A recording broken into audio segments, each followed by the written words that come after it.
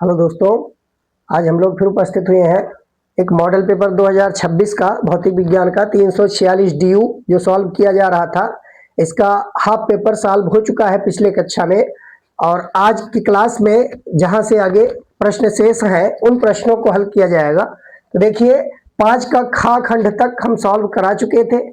आज 5 का गा खंड हमें सॉल्व करना है, जिसमें यह आरेख बना हुआ है। तो इस प्रश्न में देखिए, कह रहा है कि आरेख में प्रकाश विद्युत प्रभाव के प्रयोग में निरोधी विभव एवं प्रकाश आवृत्ति के मध्य संबंध दर्शाया गया है। तो यहाँ इस आरेख में एक संबंध दिखाया गया है, निरोधी विभव और प्रकाश आवृत्ति, यानी आवृत्ति और विभव के बीच एक ग्राफ यहाँ खींचा गया है। और हमें ये बताना है कि इसमें अनुपात H/E तथा कार्यफलन की गणना कीजिए। तो H/E का मान निकालना है और कार्यफलन हमको ज्ञात करना है। तो कैसे निकालेंगे? तो पीछे हम पढ़ चुके हैं प्रकाश वैद्युत प्रभाव वाले चैप्टर में कि H/E का मान जो होता है वो निरोधी विभव और आवृत्ति के बीच खींचे गए ग्राफ की ढलान के बराबर होता है। H/E जो होता है इस रेखा की ढाल के बराबर होगी। और रेखा की ढाल कैसे निकालते हैं? तो अगर मान लिया जाए कि यह कोण थीटा है, यह कोण अगर थीटा मान लिया गया तो इस त्रिभुज का जो टेंजेंट होगा tan थीटा, वही इस रेखा की प्रवणता या उसी को हम रेखा की ढलान कहते हैं। तो हम सीधे यहां से H/E अगर निकालना है तो H/E का मान इस ग्राफ की प्रवणता के बराबर होगा, यानी हमें tan थीटा इसमें निकालना होगा। tan थीटा जो होगा वही रेखा की ढाल के बराबर होगी, यानी ये रेखा की ढाल H/E रेखा की ढाल के बराबर है और इसका मान tan थीटा के बराबर होगा। अब tan थीटा मतलब यहां एक समकोण त्रिभुज दिख रहा है जिसमें लंब ये ऊंचाई है और आधार हम इसको कहेंगे। तो अब यहां से देखिए, दिए गए पैमाने से हम ज्ञात कर सकते हैं लंब और आधार के अनुपात को। तो H/E का मान निकालने के लिए लंब हम इस भुजा को कहेंगे, और यहां से देखेंगे y अक्ष पर इसके लिए दिया हुआ 1.656 वोल्ट। तो यहां से देखिए tan थीटा यानी लंब का मान हो जाएगा 1.656, ये वोल्ट में हो जाएगा, अपॉन आधार में देखेंगे तो यहां देखिए ये न्यू आवृत्ति जो दिया है वो गुणे 10⁻15 हर्ज के रेंज में लेना है हमको। जैसे यहाँ 5 है तो 5 गुणे 10⁻15, और यहाँ 1 है तो 1 गुणे 10⁻15 हर्ज कहा जाएगा। तो अब यहाँ से यहाँ तक की दूरी निकालनी है, यानी 5 गुणे 10⁻15 में से 1 गुणे 10⁻15 माइनस करके हम इस दूरी को ज्ञात कर सकते हैं। तो यहाँ आधार निकालने के लिए 5 में से घटाएंगे तो ये 4 आ जाएगा, 4 गुणे 10⁻15 ये हर्ज में हो जाएगा। तो निरोधी विभव वोल्ट में है और जबकि ये हर्ज में है। अब इसका अनुपात हम निकालकर H/E का मान ज्ञात कर सकते हैं। अब यहां से अगर भाग कराया जाए, 1.656 का अगर 4 से भाग कराया जाए तो 4 से भाग कराने पर यह आ जाएगा 0.4 चौका 16, और यहाँ 4 एकम 4, फिर 4 चौका 16, यानी 0.414, और इसको ऊपर ले चलेंगे तो 10⁻−15 के रेंज में होगा। 10⁻−15 ये यहां पर हो जाएगा। अब इसको अगर सॉल्व किया जाए तो देखिए H/E का मान इतना आया, तो यही वैल्यू हमें ज्ञात करना था। इस प्रश्न में अनुपात H/E ज्ञात करना है, इसी H/E का मान हमें निकालना था, यहां से हम निकाल सकते हैं। अब मात्रक रही बात, इसकी मात्रक अगर लिखना है तो हम जानते हैं जूल सेकंड होता है H का, यानी प्लांक नियतांक H का होता है जूल सेकंड, और E का मात्रक जो होता है वो कूलाम में लिखा जाता है, 1.6 10⁻−19 कूलाम। तो joule into second upon coulomb लिख सकते हैं, या जूल पर कूलाम को हम वोल्ट भी लिख सकते हैं। तो इसलिए जूल पर कूलाम को हम जब वोल्ट लिख देंगे तो इसको वोल्ट सेकंड लिखा जा सकता है, वोल्ट सेकंड के पदों में भी इसकी वैल्यू बताई जा सकती है। तो इसको और थोड़ा अगर सॉल्व किया जाए तो इस रूप में भी लिख सकते हैं, 4.14 गुणे 10⁻−16, और जूल पर कूलाम को हम वोल्ट लिख सकते हैं, तो इसको वोल्ट सेकंड में उत्तर देंगे, वोल्ट सेकंड। ये हमारा फाइनल आंसर होगा h/e का मान। फिर आगे कह रहा है कार्यफलन की गणना कीजिए। तो देखिए कार्यफलन कैसे निकालेंगे, तो कार्यफलन W बराबर होता है h इंटू न्यू नॉट। कार्यफलन W बराबर h इंटू न्यू नॉट। तो h इंटू न्यू नॉट हम निकाल सकते हैं, कैसे निकालेंगे देखिए, तो हम यहां से ज्ञात कर सकते हैं इसी फार्मूले से। ये h/e का मान दिया है, h/e का मान इतना दिया है। अब इसमें e के मान से गुणा कर दे तो h की वैल्यू इसी ग्राफ के आधार पर हमें रखनी होगी।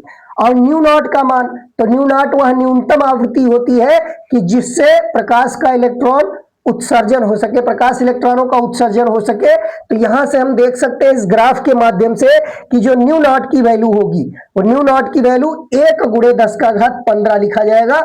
यहां पर देखिए 1 × 10 का ग्राफ जो है यहाँ x अक्ष को काट रहा है 1 पर, तो 1 × 10⁻15 जो होगा वो न्यू नॉट की वैल्यू होगी।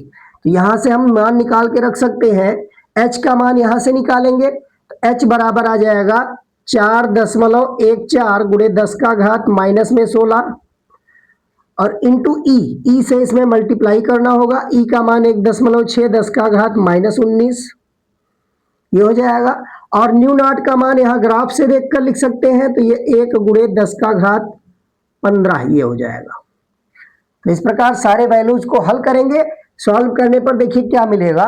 तो इन दोनों का गुणा करा दीजिए, तो 16 चौका 64 और फिर 16 एकम 16 और 6 22 और फिर 16 चौका 64 और 2 66 और फिर दशमलव यहाँ 3 प्लेस पर रखा जाएगा, तो 3 प्लेस पर यहाँ दशमलव रख दिया जाएगा।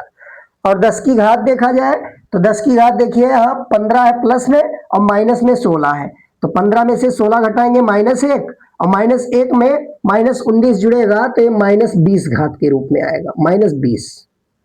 और ये वैल्यू जो होगी यहाँ देखिए वोल्ट सेकंड में h/e था, यानी SI पद्धति में सभी लिए गए हैं, तो निश्चित ही जो कार्यफलन आएगा वो जूल में आएगा, इतना जूल आएगा। तो इस प्रकार यह दोनों आंसर हमें देना था, एक तो h/e का मान निकालना था और दूसरा कार्यफलन की गणना करनी थी, और यह 3 नंबर में प्रश्न पूछा गया है। अब आइए देखते हैं प्रश्न संख्या 5 का घाखंड। तो 5 के घाखंड में कहा जा रहा है नाभिकीय बल के अभिलाक्षणिक गुण लिखिए। नाभिकीय बल के अभिलाक्षणिक गुण लिखिए। यह गुरुत्वीय एवं विद्युतीय बलों से किस प्रकार भिन्न होता है। तो जैसा कि हम जानते हैं नाभिकीय बल जो होते हैं वो नाभिक के भीतर न्यूक्लियनों के बीच कार्य करने वाला जो बल होता है वही नाभिकीय बल कहलाता है। और नाभिकीय बलों की उत्पत्ति जो होती है वो मेसानों के विनिमय से होती है, मेसानों के विनिमय से होती है। नाभिक में जो न्यूक्लियन होते हैं यानी प्रोटॉन और न्यूट्रॉन होते हैं, तो प्रोटॉन के बीच भी आकर्षण कार्य करता है, न्यूट्रॉन के बीच भी आकर्षण कार्य करता है, और प्रोटॉन और न्यूट्रॉनों के बीच भी आकर्षण कार्य करता है। यानी यहाँ जितने भी न्यूक्लियन होते हैं वह एक दूसरे को आकर्षण बल से ही बांधे रखते हैं, आकर्षण बल से ही वो बंधा होता है। और यह नाभिकीय बल जो होता है यह अत्यंत लघु परासी बल है, इसका परास यानी बहुत कम स्थान पर ही ये लग सकता है। ये नाभिकीय बल यानी नाभिकों के भीतर ही ये कार्यरत होते हैं, तो लघु परासी बल होता है। और ये किस प्रकार गुरुत्वीय बल से भिन्न है, तो गुरुत्वीय बल हम जानते हैं गुरुत्वीय बल जो होता है वो बहुत ही कमजोर बल होता है, सबसे कमजोर बल गुरुत्वीय बल होता है। और जबकि नाभिकीय बल ये प्रबल होता है, ये अत्यंत प्रबल है नाभिकीय बल। विद्युत बल से किस प्रकार भिन्न है, तो हम जानते हैं विद्युतीय बल जो होते हैं वो आकर्षण प्रतिकर्षण दोनों हो सकते हैं, जबकि नाभिकीय बल केवल और केवल आकर्षण बल होते हैं, ये प्रतिकर्षण नहीं होते। नाभिकीय बल पर आवेशों का कोई प्रभाव नहीं पड़ता, इस पर निर्भरता नहीं है आवेशों पर इसकी, चाहे कण आवेशित हो चाहे निरावेशित हो। जैसा कि हम जानते हैं नाभिक के भीतर प्रोटॉन के बीच अगर विद्युत बल कार्यरत होता तो वहां दोनों के बीच प्रतिकर्षण होना चाहिए, जबकि वहां प्रोटॉन के बीच भी आकर्षण कार्य कर रहा है। हालांकि वहां भी वह सभी बल है, लेकिन प्रबल जो प्रबलता होती है नाभिकीय बलों की होती है। तो इसीलिए न्यूक्लियन होते हैं वो आवेश पर निर्भर नहीं, जो नाभिकीय बल न्यूक्लियनों के बीच कार्य करता है वह आवेश पर उसकी कोई निर्भरता नहीं होती है। वो अत्यंत लघु परासी बल है। तो यही व्याख्या हमको इस प्रश्न के उत्तर में लिखना था।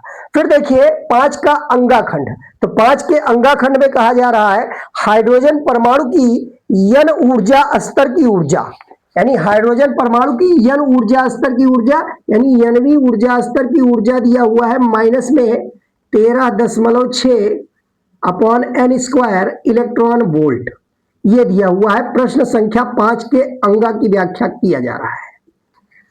तो 5 के अंगा में कहा जा रहा है हाइड्रोजन परमाणु की n ऊर्जा स्तर की ऊर्जा En बराबर -13.6 upon n square electron volt है। एक हाइड्रोजन सैंपल उत्तेजित ऊर्जा स्तर ए के लिए तैयार किया गया, यानी कोई हाइड्रोजन सैंपल है वो एक उत्तेजित ऊर्जा अवस्था ए लिया गया है, उसके लिए तैयार किया गया। फिर कह रहा है इस सैंपल द्वारा 2.55 इलेक्ट्रॉन वोल्ट ऊर्जा के फोटॉनों के अवशोषण से सैंपल के कुछ इलेक्ट्रॉन अगली उत्तेजित ऊर्जा स्तर बी में आ जाते हैं, यानी ये उत्तेजित अवस्था ए में थे, लेकिन उस पर 2.55 इलेक्ट्रॉन वोल्ट का एक फोटॉन आता है और वो अवशोषित कर लिया जाता है और कुछ इलेक्ट्रॉन उससे उच्च ऊर्जा स्तर बी में चले जाते हैं।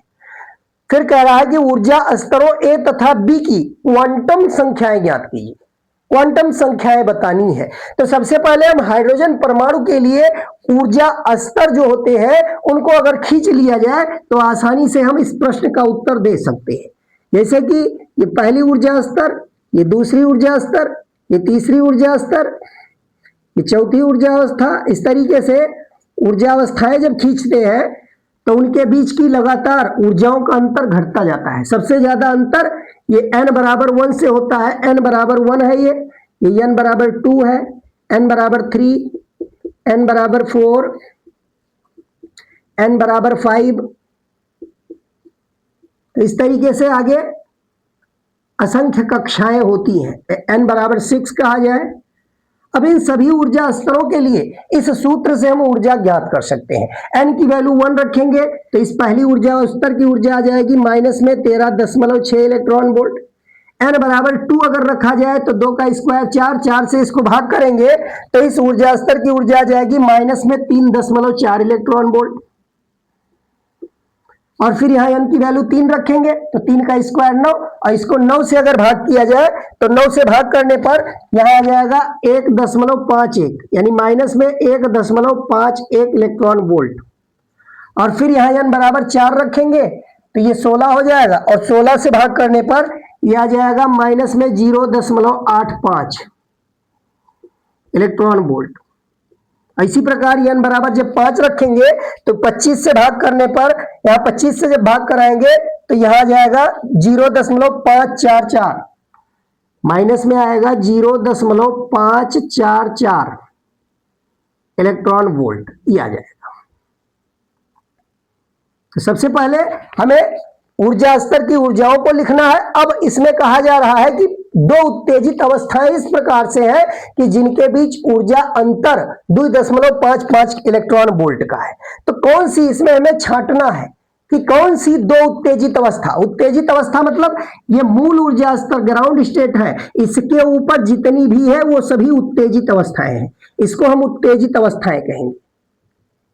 ये उत्तेजित अवस्था, ये बाकी जितने भी n बराबर 1 के ऊपर है वो उत्तेजित ऊर्जा स्तर, इन सभी को कहा जाएगा। अब इसी में कोई एक ऐसी अवस्था में पहले हाइड्रोजन परमाणु था, इसमें कहा जा रहा है हाइड्रोजन सैंपल जो है वो उत्तेजित ऊर्जा स्तर ए के लिए तैयार किया गया। फिर सैंपल द्वारा 2.55 इलेक्ट्रॉन वोल्ट ऊर्जा के फोटॉनों के अवशोषण से सैंपल के कुछ इलेक्ट्रॉन अगली उत्तेजित ऊर्जा स्तर में चले गए। तो इसी में कोई दो ऊर्जा स्तर इस प्रकार है कि जिनके बीच ऊर्जा का अंतर 2.55 इलेक्ट्रॉन वोल्ट का है। तो वही हमको पता लगाना है कि इसमें कौन कौन दो ऊर्जा स्तर के बीच ऊर्जा का अंतर 2.55 इलेक्ट्रॉन वोल्ट है।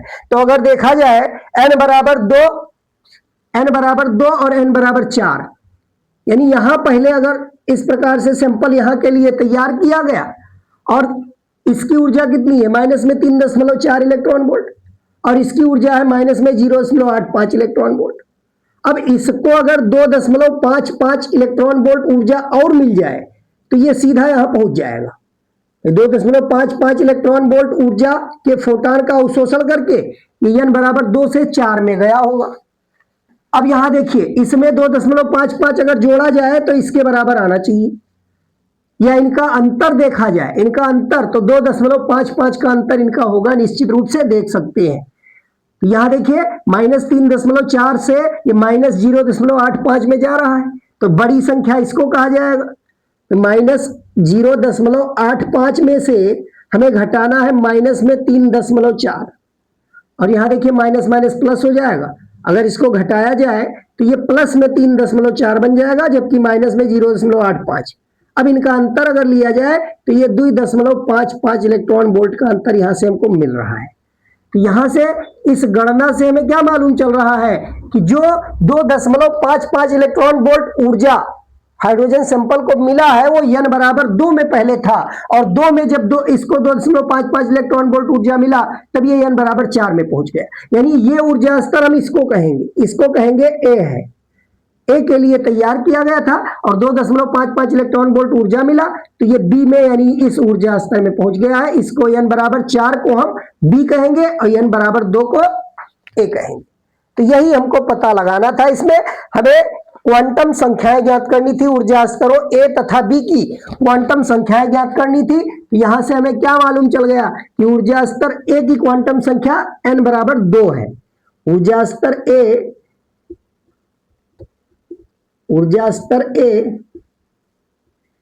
की क्वांटम संख्या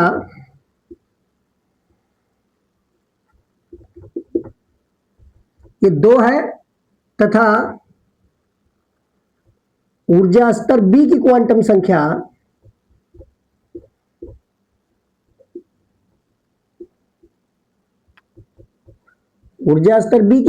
संख्या ये 4 के बराबर होगी। तो ऐसे प्रश्नों को हम इसी प्रकार आरेख के द्वारा ही याद कर सकते हैं, बाकी इसमें कोई दूसरा नियम नहीं लगा सकते। यहां डायरेक्ट हमें यही पता लगाना है कि कौन दो ऊर्जा स्तर इस प्रकार है कि जिनके बीच ऊर्जा का अंतर 2.55 इलेक्ट्रॉन वोल्ट है। बस वही हमको मालूम चलना है, तो उसी से हम मुख्य क्वांटम संख्या उसकी बता सकते हैं कि कितनी मुख्य क्वांटम संख्याएं होंगी। तो इस प्रकार ये 5 का अंगाखंड समाप्त हो गया। अब आगे देखते हैं कि प्रश्न संख्या 6 क्या आया था। तो खंड या में प्रश्न संख्या 6 है। तो इसमें कह रहा है गॉस का परिमेय क्या है। तो गॉस का परिमेय क्या है, तो गॉस परिमेय बताया जा चुका है। गॉस परिमेय क्या होता है, किसी बंद पृष्ठ से होकर गुजरने वाला कुल वैद्युत फ्लक्स, किसी बंद पृष्ठ से होकर गुजरने वाला कुल वैद्युत फ्लक्स उस पृष्ठ द्वारा परिबद्ध कुल आवेश का 1/ε0 गुना होता है। तो अब इसमें हमें यही बताना था कि गॉस परिमेय क्या है। तो इस खंड 6 में हमें गॉस परिमेय के बारे में कि कोई बंद पृष्ठ है, उस बंद पृष्ठ से होकर गुजरने वाला जो वैद्युत फ्लक्स होता है उस पृष्ठ से परिबद्ध कुल आवेश का, उस पृष्ठ से परिबद्ध जितने भी आवेश है उस आवेश का 1/ε0 गुना होता है। यह चीज हमको बताना था कि जितने भी आवेश है उन सभी आवेशों का 1/ε0 गुना होता है। अब इसी में साथ साथ एक न्यूमेरिकल ऐड किया गया है। आइए देखते हैं क्या है। अब ये देखते हैं कि इसमें एक न्यूमेरिकल 6वां में दिया है कि विद्युत क्षेत्र E, विद्युत क्षेत्र एक दिया हुआ है वेक्टर E बराबर दिया है 100I न्यूटन प्रति कूलाम। ये दिया हुआ है विद्युत क्षेत्र, कह रहा है E बराबर 100I न्यूटन प्रति कूलाम में चित्र के अनुसार एक बेलन रखा है। जब x ग्रेटर देन 0 तो वेक्टर E धनात्मक, यानी x ग्रेटर देन 0 कहां है, देखिए y अक्ष दिखाया गया, ये x अक्ष है, ये ऋण x अक्ष है। तो इसके इधर x ग्रेटर देन 0 कहा जाएगा और इस मूल बिंदु के बाईं ओर x लेस देन 0 कहा जाएगा, ये x लेस देन 0 कहा जाएगा। यानी इधर x की वैल्यू मूल बिंदु के बाईं ओर ऋणात्मक होगी और मूल बिंदु के दाईं ओर ये धनात्मक वैल्यू होगी। अब यहां कहा जा रहा है कि विद्युत क्षेत्र जो है E बराबर 100I, न्यूटन पर कूलाम। तो आई क्या है, यूनिट वेक्टर। क्या दर्शा रहा है कि धन x अक्ष की ओर जो वैद्युत क्षेत्र है उसका डायरेक्शन धन x अक्ष की ओर, ये वैद्युत क्षेत्र की दिशा ये है, ये वैद्युत क्षेत्र की दिशा को ये दिखाया गया, इस डायरेक्शन में वैद्युत क्षेत्र है। तो वैद्युत क्षेत्र की दिशा तो ये हो गई 100 आई न्यूटन पर कूलम में। चित्र के अनुसार एक बेलन रखा है, जब x greater than 0 vector E धनात्मक तथा x लेस देन 0 होने पर वेक्टर ई ऋणात्मक है। बेलन की लंबाई 30 सेंटीमीटर, इस बेलन की जो लंबाई है ये 30 सेंटीमीटर दिया हुआ है, ये लंबाई 30 सेंटीमीटर ये दिया हुआ है प्रश्न में बेलन की लंबाई 30 सेंटीमीटर। और साथ साथ कहा जा रहा है कि प्रत्येक समतल पृष्ठ की त्रिज्या 3.5 सेंटीमीटर। यहां जो प्रत्येक समतल पृष्ठ है इसकी त्रिज्या दे रखा है, इस पृष्ठ की त्रिज्या को हम लिख सकते हैं यहां 3.5 सेंटीमीटर, ये 3.5 सेंटीमीटर ये दिया हुआ है प्रश्न में। इसका केंद्र O है। प्रत्येक समतल पृष्ठ एवं वक्र पृष्ठ से बद्ध विद्युत फ्लक्स क्रमशः φ1 φ2 तथा φ3 ज्ञात कीजिए। बेलन के अंदर नेट आवेश क्या होगा। हमें बताना है कि इसके दोनों समतल पृष्ठ से, इसके दोनों समतल पृष्ठ यानी एक समतल पृष्ठ ये हो गया, इससे बद्ध फ्लक्स बताना है। मान लीजिए फाई फ्लक्स इससे बद्ध है φ1 और इस समतल पृष्ठ से बद्ध फ्लक्स को φ2 लिखा गया। और इसके अलावा जितना भी इसका वक्र पृष्ठ है, इस वक्र पृष्ठ से बद्ध फ्लक्स को φ3 कहा गया है, φ3। तो हमें φ1 φ2 φ3 का मान निकालना है और साथ साथ इस बेलन से बद्ध नेट आवेश बताना है कि कुल आवेश कितना है, बेलन के अंदर नेट आवेश क्या होगा।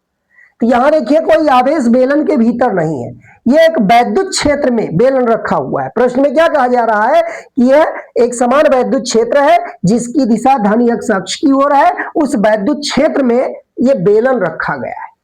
तो जैसा कि हम जानते हैं बेलन रखने पर, भाई बेलन जब रखा गया तो वैद्युत बल रेखाएं इसके एक समतल पृष्ठ से प्रवेश करेंगी और दूसरे से बाहर निकलेंगी, एक पृष्ठ से प्रवेश करेंगी और दूसरे से बाहर निकलेंगी। अब जिधर प्रवेश कर रही है उधर अगर वैद्युत फ्लक्स कहा जाए तो वो ऋणात्मक लिखा जाएगा। वैद्युत फ्लक्स इस पृष्ठ से बद्ध जो होगा वो ऋणात्मक होगा, और जबकि जिस पृष्ठ से निकल रही है उस पृष्ठ से बद्ध वैद्युत फ्लक्स धनात्मक होगा।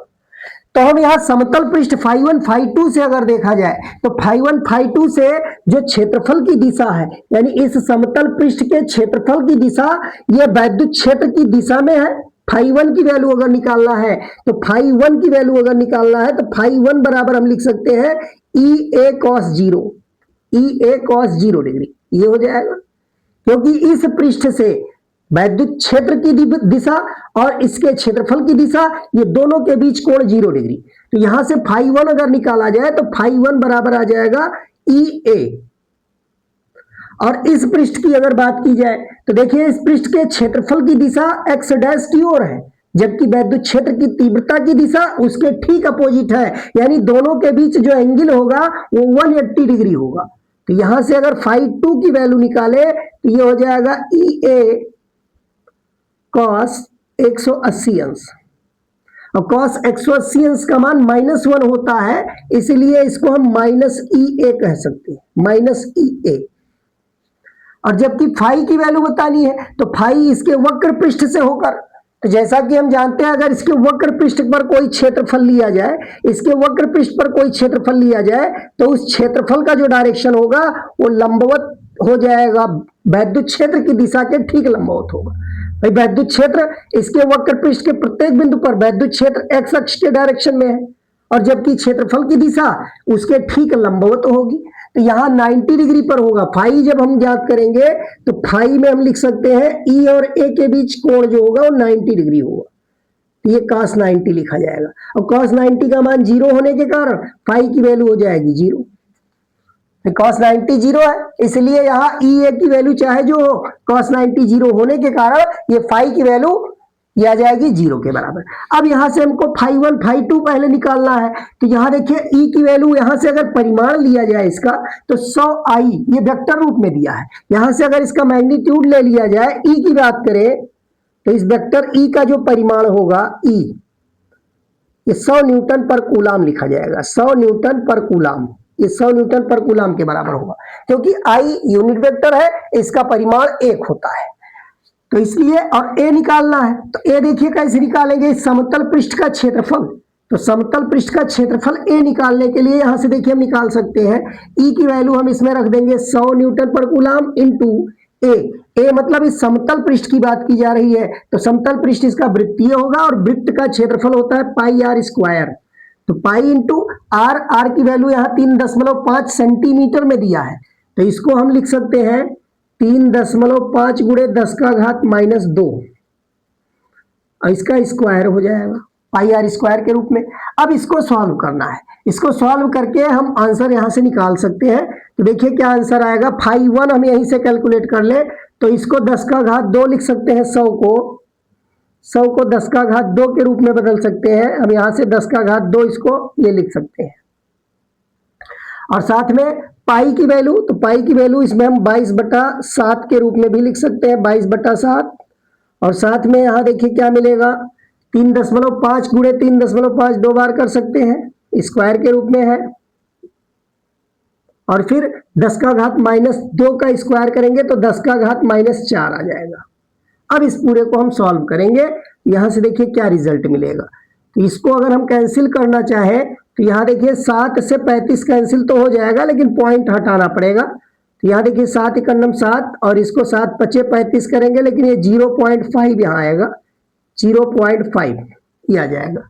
अब इन सब का मल्टीप्लिकेशन करके सॉल्व किया जाए तो देखिए उत्तर क्या मिल सकता है, तो 22 का 10.5 से गुणा कराएंगे तो 11 आ जाएगा, और 11 का गुणा 3.5 में कर दीजिए, तो 11 × 5 = 55 और 11 × 3 = 33, 33 और 5 = 38, एक अंक पे दशमलव रखना है, तो एक अंक पे दशमलव रखेंगे तो यहाँ 38.5 मिल जाएगा, क्योंकि 12 का 0.5 से गुणा 11 आ जाएगा, और 11 का 3.5 से गुणा कराएंगे तो 11 × 5 = 55 और 11 × 3 = 33 और 5 = 38, 38.5, और 10 की घात 2 में 4 घटाएंगे तो यहाँ 10 की घात -2 आ जाएगा, 10 की घात -2, या इसको 100 से अगर भाग किया जाए तो 100 से भाग करने पर ये दशमलव आगे चला आएगा, ये हो जाएगा 0.385, और मात्रक इसका लिख देंगे, क्या मात्रक होगा, तो फाई का मात्रक अगर लिखा जाए तो ये हो जाएगा न्यूटन मीटर स्क्वायर प्रति कूलम, ये आ जाएगा न्यूटन मीटर स्क्वायर प्रति कूलम।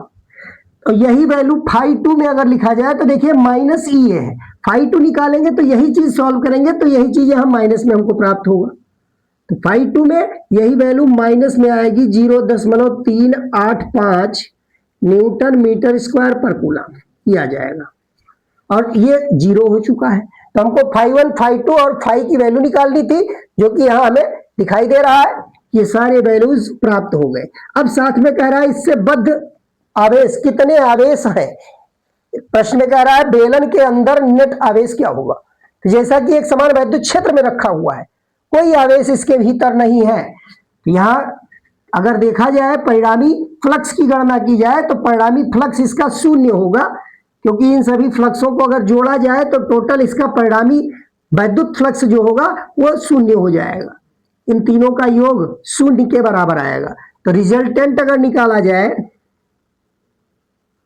रिजल्टेंट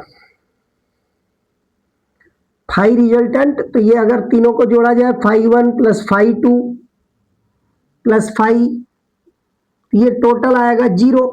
अब आवेश निकालना है तो इससे बद्ध आवेश, तो फाई रिजल्टेंट ये Q/ε0 के बराबर होता है, तो इससे बद्ध आवेश Q बराबर अगर कहें तो फाई रिजल्टेंट इंटू ε0, अब ये 0 है तो ε0 में 0 गुणा करेंगे तो ये भी 0 आएगा, तो इसके भीतर कोई आवेश नहीं होगा। तो यहां हमें यही जवाब देना था कि बेलन के अंदर नेट आवेश क्या होगा, तो बेलन के अंदर नेट आवेश जो होगा वो 0 के बराबर आएगा, यहाँ Q नेट जो होगा वो 0 होगा। अब इसमें देखिए अथवा लगा हुआ है और कह रहा है समांतर प्लेट संधारित्र की धारिता के लिए सूत्र प्राप्त कीजिए जब उसकी प्लेटों के बीच आंशिक परावैद्युत पदार्थ भरा है। तो जब समांतर प्लेट संधारित्र के प्लेटों के बीच में आंशिक रूप से परावैद्युत पदार्थ भरा जाता है तब उसकी धारिता के लिए क्या सूत्र होगा, तो धारिता C बराबर A ε0 बटा D minus T plus T बटा के, जहां टी उस परावैद्युत पदार्थ का मोटाई है जो आंशिक रूप से भरा गया है प्लेटों के बीच, और डी दोनों प्लेटों के बीच की दूरी है, और के उस परावैद्युत माध्यम का परावैद्युतांक। तो इसी का हमें डेरिवेशन करना है, इस सूत्र का निगमन करना है, अथवा यानी जो 6 सवाल दिया है 6 के अथवा खंड में इसका डेरिवेशन करना है। 6 के अथवा में इस सूत्र का हमें करना है डेरिवेशन। तो इसको बताया जा चुका है, पिछले क्लास में देख सकते हो कैसे इसका डेरिवेशन किया जा चुका है। अब देखिए प्रश्न संख्या 7। तो प्रश्न संख्या 7 में क्या पूछा जा रहा है? तो प्रश्न संख्या 7 में इस टाइप का एक चित्र दिया हुआ है। यहां देखिए हमने चित्र बनाया है। कह रहा है दिए गए चित्र की सहायता से सिद्ध कीजिए कि बिंदु P पर, इस बिंदु को P लिखा गया है, ये बिंदु P है। दिए गए चित्र की सहायता से सिद्ध कीजिए कि बिंदु P पर उत्पन्न चुंबकीय क्षेत्र की तीव्रता B बराबर, यहां पर चुंबकीय क्षेत्र की तीव्रता हमें सिद्ध करना है B बराबर म्यू नॉट आई बटा 2D इंटू 1+2/पाई, ये हमको सिद्ध करना है। तो इस खंड में देखिए कैसे सिद्ध करेंगे। अब आइए देखते हैं, दिए गए चित्र में जो चित्र की सहायता से है ये हमको सिद्ध करना है कि इस बिंदु P पर इतना चुंबकीय क्षेत्र है। तो सबसे पहले हम इस फिगर को समझेंगे। इस फिगर में क्या दिखाई दे रहा है? ये दो तो सीधे तार दिखाई दे रहे हैं, एक सीधा तार इधर है, एक सीधा तार इधर है, और यहां से अर्धवृत्त दिखाई दे रहा है, ये अर्धवृत्तीय तार है। तो इस अर्धवृत्त के कारण यहां चुंबकीय क्षेत्र को अगर B1 या B1 लिखा जाए तो अर्धवृत्त के कारण, अर्धवृत्तीय भाग जो दिया है, अर्धवृत्त के कारण चुंबकीय क्षेत्र को अगर हम B1 लिखे तो B1 बराबर क्या आएगा? तो देखिए B1 बराबर हो जाएगा, अगर संपूर्ण वृत्त होता या कोई लूप होता, धारावाही लूप या कोई वृत्त रूप में दिया हो, तो उसके केंद्र पर उत्पन्न चुंबकीय क्षेत्र म्यू नॉट आई बटा 2 इंटू उसकी त्रिज्या। अब यहां त्रिज्या कितना होगा? तो यहां त्रिज्या देखिए व्यास दिया है D, तो त्रिज्या को हम D/2 कहेंगे। ये त्रिज्या हो जाएगी D/2, ये D/2 इस अर्धवृत्त की त्रिज्या होगी। तो पूरे वृत्त के कारण होता तो नीचे 2 इंटू त्रिज्या किया जाता, लेकिन यहां अर्धवृत्त है तो अर्धवृत्त के कारण हो जाएगा mu naught I upon 4 into diameter upon 2, ये आ जाएगा। त्रिज्या को D/2 लिखा गया है, तो म्यू नॉट आई बटा 4R के रूप में, जहां R रेडियस है, रेडियस बराबर यहां डायमीटर अपॉन 2 कर देंगे। ये अगर त्रिज्या को R लिखा जाए तो यहां देखिए म्यू नॉट आई बटा 4R, R को D/2 रख देंगे। अब इसको सॉल्व करके ये अर्धवृत्त के कारण उत्पन्न चुंबकीय क्षेत्र B1 लिखा गया, और यहां देखिए ये P बिंदु जो है वो सीधे धारावाही तार के इंड पर, एक सिरे पर है, ये इंड पर है, और यहां से देखिए तार में धारा इस डायरेक्शन में बह रही है और इस तार में धारा इस डायरेक्शन में बह रही है। अब इस धारा के कारण अगर चुंबकीय क्षेत्र की दिशा देखना है तो हम दाएं हाथ की हथेली के नियम से अगर देखें तो धारा की दिशा में अंगूठा करने पर चुंबकीय क्षेत्र बिंदु P पर लंबवत बाहर की ओर, और इसमें धारा की दिशा इधर है। फिर शेष बिंदु P की ओर अंगुलियां संकेत करें, धारा की दिशा में अंगूठा करें, तब भी यहां इस धारा के कारण भी चुंबकीय क्षेत्र लंबवत बाहर की ओर होगा।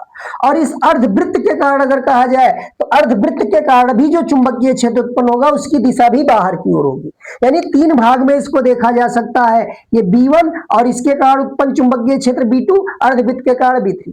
तो B1, B2, B3 के रूप में यहां 3 तरह के चुंबकीय क्षेत्र उत्पन्न होंगे, और इंड पर, यहां तार के इंड पर है, इंड वाले का सूत्र हम निकाल सकते हैं। यहां से इसको पहले सॉल्व कर लीजिए।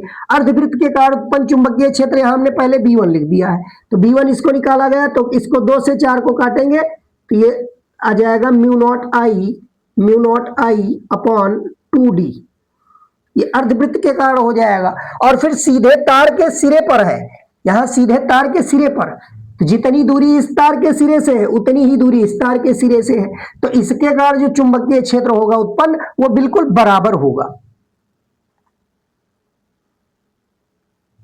समांतर तारों के कारण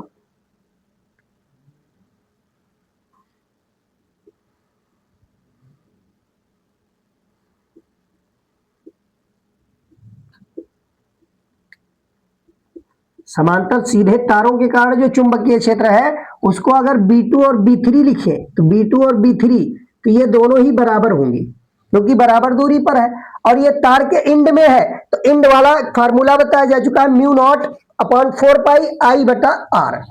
तो अगर ये अनंत लंबाई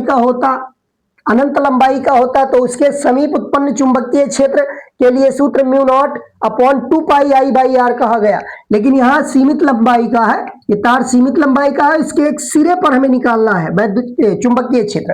तो सिरे पर चुंबकीय क्षेत्र के लिए हम फार्मूला लिख सकते हैं म्यू नॉट आई अपॉन ये 4 पाई इंटू इस दूरी को d/2 लिखा गया है, तो यहां हम d/2 लिखेंगे म्यू नॉट आई अपॉन 4 पाई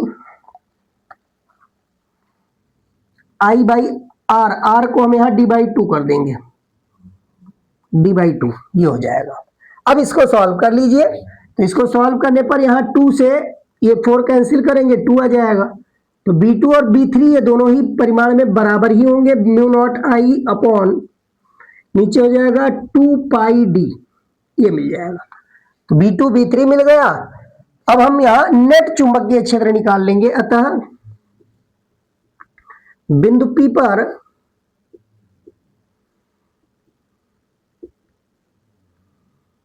कुल चुंबकीय क्षेत्र,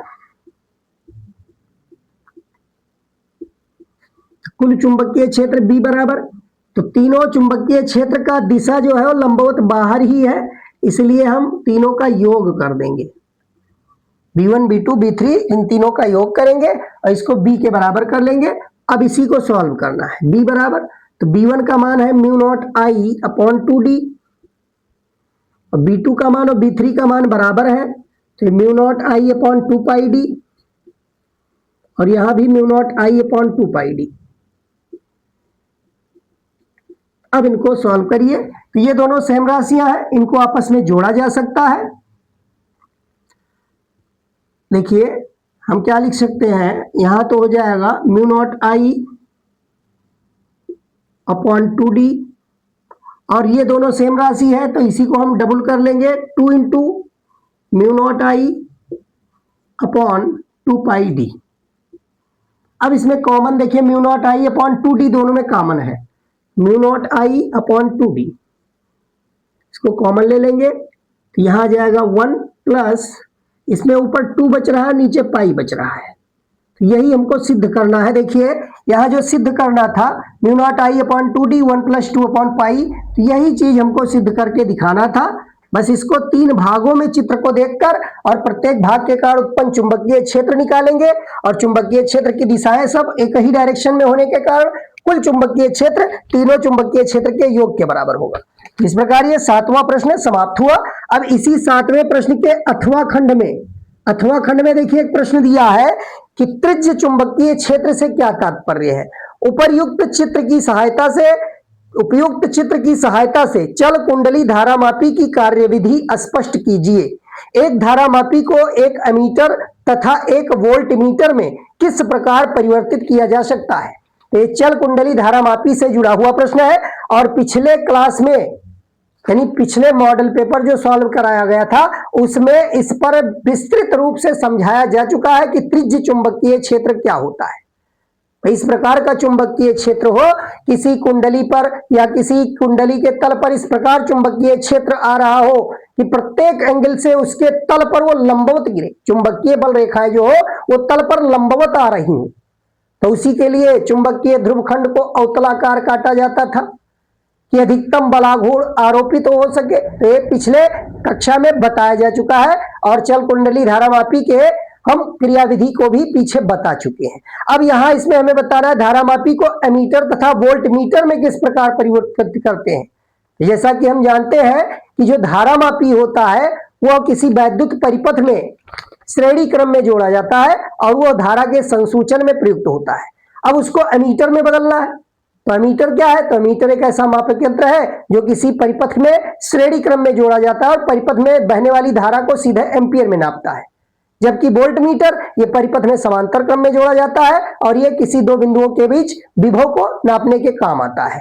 तो यहाँ परिवर्तन कैसे करते हैं, तो धारामापी के समांतर क्रम में अगर धारामापी के समांतर क्रम में एक संट जोड़ दिया जाए, संट यानी बहुत छोटा प्रतिरोध, एक सूक्ष्म प्रतिरोध को अगर धारामापी के समांतर क्रम में जोड़ दे, यानी धारामापी का प्रतिरोध घटा दिया जाए, तो धारामापी का प्रतिरोध अगर बहुत कम कर देते हैं तो वही धारामापी एमीटर की भांति व्यवहार करने लगता है और वह धारा को एम्पियर में सीधे मापता है, उसकी परास बढ़ जाती है। तो इस प्रकार से अगर हमें धारामापी को एमीटर में बदलना है तो उसके समांतर क्रम में छोटा प्रतिरोध यानी संट को जोड़ना पड़ता है। संट को समांतर क्रम में जोड़कर हम धारामापी को एमीटर में परिवर्तित करते हैं। और अगर वोल्ट मीटर में परिवर्तित करना है तो धारामापी के श्रेणी क्रम में उच्च प्रतिरोध जोड़ा जाता है। धारामापी के श्रेणी क्रम में उच्च प्रतिरोध जोड़कर हम धारामापी को वोल्ट मीटर में कन्वर्ट कर सकते हैं।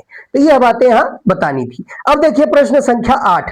तो प्रश्न संख्या 8 में क्या दिया हुआ है, उत्तल दर्पण में, एक उत्तल दर्पण की बात की जा रही है। उत्तल दर्पण में फोकस F की स्थिति को किरण आरेख में दर्शाइए। तो हमें यहां एक किरण आरेख बनाना है। 8वां खंड में एक उत्तल दर्पण लेना है। उत्तल दर्पण, जैसा कि हम जानते हैं उत्तल दर्पण में दबे हुए तल पर पॉलिश की जाती है। ये अब इसमें फोकस कहां होगा, तो ये ध्रुव है। अब इस पर अगर समांतर रेखा डाला जाए, समांतर रेखा डाला जाए तो ये ऐसे दिशा में परावर्तित होंगी जैसे मानो किसी बिंदु से आ रही हो। तो इस प्रकार से हम फोकस को इसमें प्रदर्शित करना है। अगर समांतर किरण डाला जाए इस तरीके से, मुख्य अक्ष के समांतर किरणें डाली जाए तो ये समांतर किरणें यहां से ऐसे डायरेक्शन में परावर्तित होंगी। ये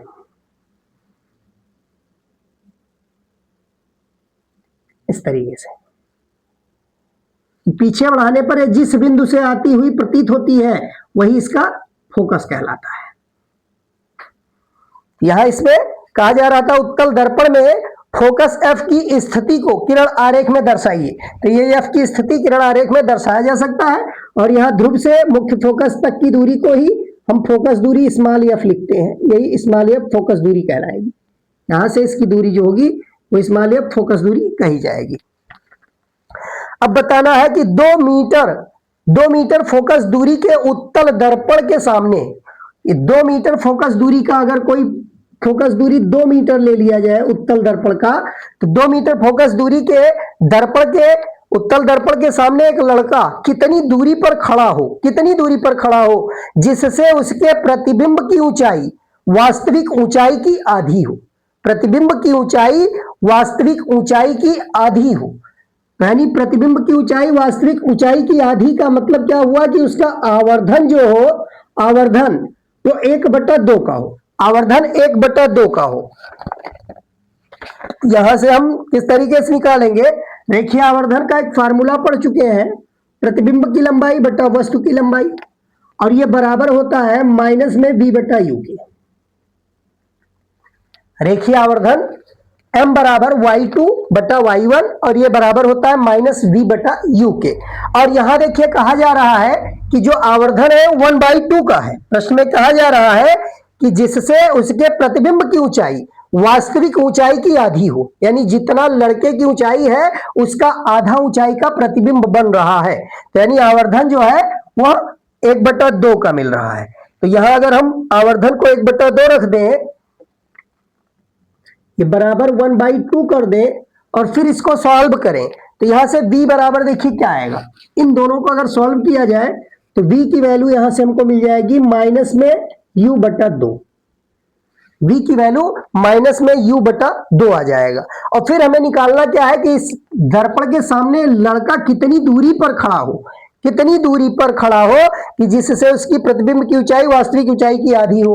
तो यहां हमें दूरी निकालनी है। तो देखिए दर्पण सूत्र लगा देंगे, 1/f बराबर 1/v प्लस 1/u। इस दर्पण के सूत्र में हम यहां v की वैल्यू माइनस u/2 रख देंगे और f की वैल्यू दिया हुआ 2 मीटर।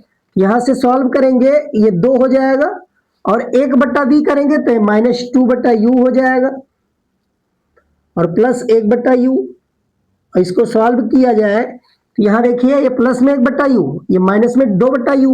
सॉल्व करने पर 1 - 2 करेंगे तो ये माइनस में आ जाएगा 1/u और क्रॉस मल्टीप्लीकेशन किया जाए तो u बराबर यहां से आ जाएगा माइनस में 2 मीटर।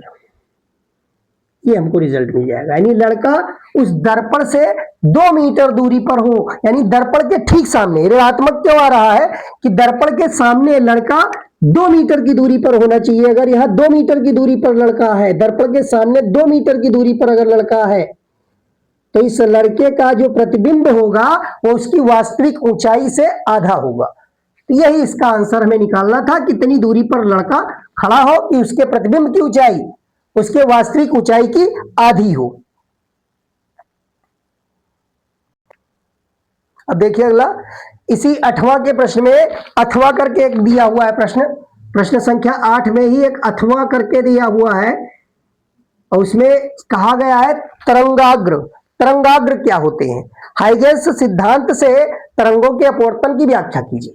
तो पिछले मॉडल पेपर में इसको बताया जा चुका है कि तरंगाग्र क्या होता है। जैसा कि हम जानते हैं माध्यम में अगर कोई कंपन उत्पन्न हो रहा है, कोई तरंग जब माध्यम से गुजरती है तो माध्यम के कणों का कंपन उत्पन्न होने लगता है, यानी कंपन करने लगते हैं माध्यम के कण। और किसी माध्यम में खींचा गया वह पृष्ठ जिसमें स्थित सभी माध्यम के कण समान कला में कंपन करें तो उसी को हम तरंगाग्र कहते हैं।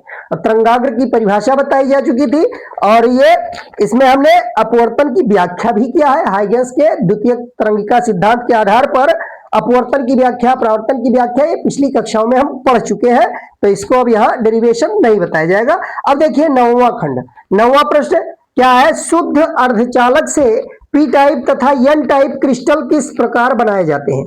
शुद्ध अर्धचालक से पी टाइप तथा एन टाइप क्रिस्टल किस प्रकार बनाए जाते हैं? तो जैसा कि हम जानते हैं शुद्ध अर्धचालक जो होता है यानी नैज अर्धचालक भी उसको कहते हैं, तो उस नैज अर्धचालक में जब 3 संयोजित तत्व अपद्रव्य के रूप में मिलाया जाता है तब जो इस प्रकार अशुद्ध अर्धचालक बनता है उसको कहते हैं पी टाइप अर्धचालक।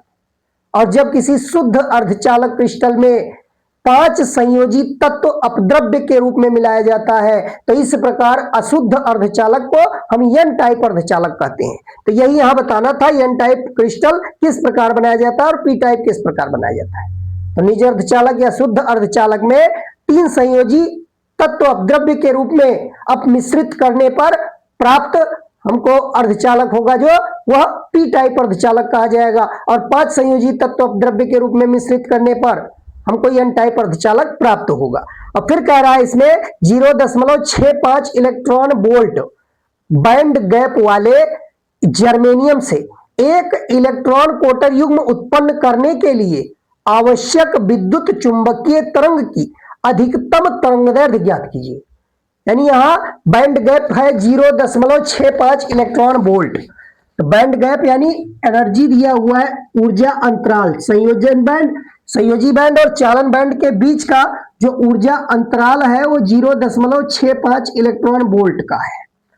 तो 0.65 इलेक्ट्रॉन वोल्ट बैंड गैप वाले जर्मेनियम से एक इलेक्ट्रॉन कोटर युग्म मुक्त उत्पन्न करने के लिए आवश्यक विद्युत चुंबकीय तरंग की अधिकतम तरंगदैर्घ्य ज्ञात कीजिए। तो जैसा कि हम जानते हैं तरंगदैर्घ्य अगर ज्ञात करना है तो एक फार्मूला बताया गया था 12375 अपॉन डेल्टा ई, और यहां जो डेल्टा ई लिया जाता है वो इलेक्ट्रॉन वोल्ट में लिया जाता है, इलेक्ट्रॉन वोल्ट में।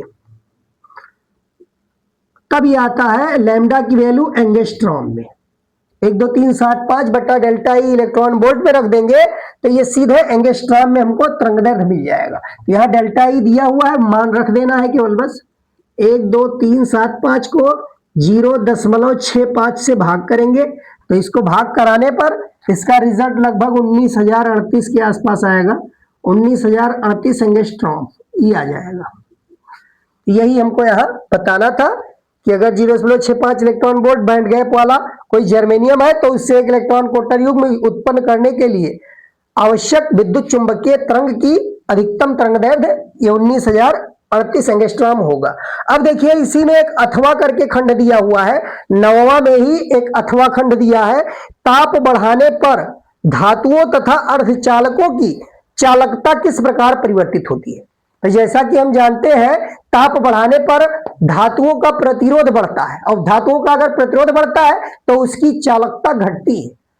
तो ताप बढ़ाने पर धातुओं की जो चालकता होती है वो घट जाती है, जबकि अर्धचालकों की चालकता बढ़ती है।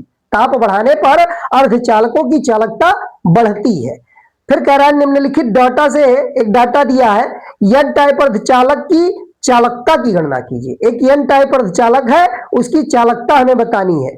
और कह रहा है चालक इलेक्ट्रॉनों का घनत्व, तो चालक इलेक्ट्रॉनों का घनत्व दिया है। देखिए 9वां खंड हम यहां सॉल्व कर रहे हैं, 9वां खंड है ये।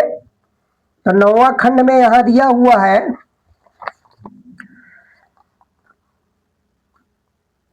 चालक इलेक्ट्रॉनों का घनत्व। तो चालक इलेक्ट्रॉनों का घनत्व जो होगा उसको Ne से लिखेंगे, और Ne की वैल्यू दिया है 8 × 10⁻13। ये दिया हुआ है प्रति सेंटीमीटर क्यूब, प्रति घन सेंटीमीटर। और फिर कह रहा है कोटरों का घनत्व, तो कोटरों के घनत्व को NH लिखा जाता है, और NH दिया है 5 × 10⁻12 प्रति घन मीटर। ये भी दिया हुआ है घन मीटर में ही, प्रति घन सेंटीमीटर, सॉरी। चालक इलेक्ट्रॉनों की गतिशीलता, तो चालक इलेक्ट्रॉनों की जो गतिशीलता है उसको μe लिखते हैं। μe की वैल्यू दिया हुआ है प्रश्न में 2.3 × 10⁻4 सेंटीमीटर स्क्वायर प्रति वोल्ट सेकंड, ये दिया हुआ है। और साथ में कोटरों की गतिशीलता, तो कोटरों की गतिशीलता यानी μh, तो μh कितना दिया है, तो μh दिया हुआ है 100 सेंटीमीटर स्क्वायर प्रति वोल्ट सेकंड। इतना डाटा इसमें दे रखा है, और हमें बताना क्या है, एन टाइप अर्धचालक की चालकता की गणना कीजिए। तो जैसा कि हम जानते हैं अर्धचालक में कोटर और इलेक्ट्रॉन दोनों ही विद्युत चालन में भाग लेते हैं, लेकिन एन टाइप की बात करें तो एन टाइप में अधिकतम अगर बहुसंख्यक वाहक कहा जाए तो बहुसंख्यक वाहक इलेक्ट्रॉन होते हैं, और साथ साथ अल्पसंख्यक आवेश वाहक जो होते हैं वो कोटर होते हैं। तो हम यहाँ दोनों मानकर, चूंकि डाटा दोनों का दिया हुआ है, तो सीधे हम चालकता एन टाइप अर्धचालक की चालकता हम डायरेक्ट निकाल सकते हैं। एक फार्मूला बताया गया था, सिग्मा बराबर E × Ne μe, Ne μe plus NH μh, ये दिया हुआ है। Ne μe × E करेंगे तो ये चालकता मिल जाएगा इलेक्ट्रॉनों का, और फिर E से यहां गुणा करके NHE μh, तो ये चालकता मिल जाएगा कोटरों का। तो दोनों का योग करके हम उस एन टाइप अर्धचालक की चालकता इस सूत्र से ज्ञात कर सकते हैं। तो जहां वैद्युत चालकता, विशिष्ट चालकता पीछे पढ़ाया जा चुका था, वहां अर्धचालकों की चालकता के लिए यह फार्मूला निकाला जा चुका है। अब इसी में हम वैल्यूज जितने दिए हुए हैं रख के सॉल्व कर लेंगे। ई की वैल्यू हमें मालूम ही है। एनई का मान देखिए, एनई कितना दिया है 8 × 10⁻13, 8 × 10⁻13 ये दिया हुआ है, प्रति घन सेंटीमीटर में दिया है। और साथ में μe, तो μe की वैल्यू 2.3 10⁻4 दिया है, 10⁻4 सेंटीमीटर स्क्वायर पर वोल्ट सेकंड में दिया हुआ है μe की वैल्यू। अब साथ में देखिए प्लस NH, NH कितना दिया है 5 × 10⁻12 इंटू μh, तो ये 100 सीधा ये दिया हुआ है। अब इसी को सॉल्व करके E के मान से गुणा कराना है, और यहां जो E आएगा वो ओम सेंटीमीटर इनवर्स के रूप में आएगा, क्योंकि यहाँ सारे डाटा सेंटीमीटर में दिए हुए हैं। सेंटीमीटर में लंबाई यूज किया गया है, इसके अलावा वोल्ट सेकंड यानी बाकी सभी एसआई पद्धति का, और लंबाई केवल सेंटीमीटर में लिया गया है। तो यहां से देखिए हम सॉल्व कर सकते हैं। 1.6 10⁻−19 इलेक्ट्रॉन पर आवेश होता है, और यहां अगर सॉल्व किया जाए, यहाँ टोटल देखिए क्या आ जाएगा। तो यहाँ सॉल्व करने पर 10 का घात, तो ये 8 से गुणा करा दीजिए, 8 × 3 = 24, 8 दूनी 16 और 2 18, एक दशमलव लग जाएगा। और साथ में 10 का घात यहाँ 17 मिलेगा, 13 और 4 गुणा करेंगे 17 हो जाएगा। प्लस यहाँ मिल जाएगा 5 × 10⁻14, ये 10 का घात 2 इसको बना सकते हैं, 12 और 2 14 कर सकते हैं, ये हो जाएगा। अब इसको सॉल्व किया जाए, तो इसको सॉल्व करने पर देखिए 10 की घात 14 दोनों में हम कॉमन ले सकते हैं। यहाँ 1.6 10 का घात -19 दिया है, और 10 की घात 14 को हम कॉमन लेंगे यहाँ आ जाएगा 10 का घात 3 बचेगा, यानी इसमें 1000 गुणा करा देंगे तो ये 10 से गुणा कराने पर 184, 100 से गुणा कराने पर इतना हो जाएगा और 1000 से गुणा कराने पर आ जाएगा, नहीं 18400। यहाँ 10 का घात 3 बचेगा 14 कॉमन लेने के बाद, और प्लस इसमें 5 जुड़ जाएगा। अब यही सॉल्व कर लीजिए, तो 5 जोड़ेंगे तो 18405 आ जाएगा। तो 1.6 गुणे 18405 ये मिल जाएगा, और साथ में 10 का घात 14 में 19 घटाएंगे तो 10 का घात माइनस में 5 आ जाएगा, 10 का घात -5। अब इसको गुणा करा लीजिए तो सिग्मा बराबर मिल जाएगा 16 पंचे 80, और फिर यहाँ 8 आ जाएगा, 16 चौका 64 और 16 अट्ठे 128, 16 अट्ठे 128 और 6 इसमें जोड़ेंगे, 128 और 6 134, हासिल 13, 16 एकन्नम 16, 16 और 3 19, 10 29 ये आ जाएगा। और 10 की घात यहाँ दशमलव एक प्लेस पर लगाएंगे तो ये 0 हट जाएगा, और 10 की घात यहाँ -5 दिया है। अब यहाँ देखिए 1 2 3 4 5, यहाँ दशमलव अगर ले आए तो ये समाप्त हो जाएगा। इसको 10 की घात 5 से भाग करा दे तो यहाँ 5 अंक इधर है तो 0.2948 के रूप में ये मिल जाएगा, इतना आंसर में मिल जाएगा। या इसी को हम लगभग में नियरली इक्वल टू लिख सकते हैं 0.3 लिख सकते हैं, इसको लगभग 0.3 लिखा जा सकता है।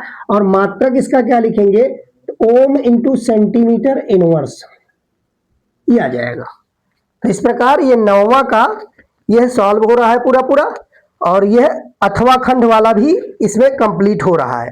तो यह पेपर टोटली कंप्लीट हो चुका है। तो इस प्रकार से जो भी प्रश्न ये पूछे गए हैं, पिछले 3 मॉडल पेपर जो सॉल्व कराए गए हैं, अगर देखा जाए तो उस 3 मॉडल पेपर में ही लगभग 70 से 80% प्रश्न इस प्रश्न पेपर में बना हुआ है। और अगर पिछले पूरे क्लासों को देखा जाए तो वहां से लगभग 95% से अधिक क्वेश्चन हमारे पूरे क्लास से आए हुए हैं। तो इस प्रकार यह फिजिक्स के जितने भी प्रश्न हैं ये सारे पढ़े पढ़ाए प्रश्न ही हैं, यानी बहुत जितने भी प्रश्न हैं डायरेक्टली फंसने वाले प्रश्न, चाहे न्यूमेरिकल हो चाहे डायरेक्ट थ्योरेटिकल प्रश्न हो, इस प्रकार से कक्षाएं अगर पूरा का पूरा देखा है तो निश्चित रूप से अच्छे प्रश्न के यहाँ हमको उत्तर लिखने के मौके मिलेंगे और अच्छे नंबर यहाँ से मिल सकते हैं। तो आज के लिए इतना ही, धन्यवाद।